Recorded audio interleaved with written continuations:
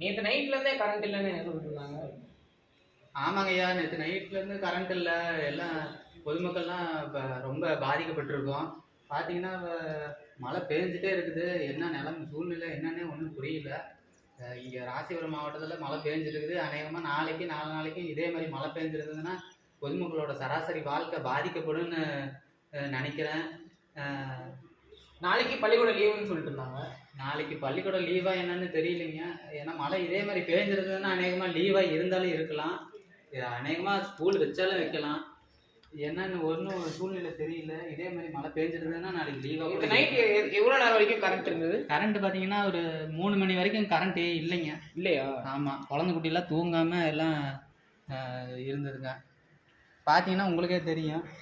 நேற்று நைட்லேருந்து நல்ல மழை.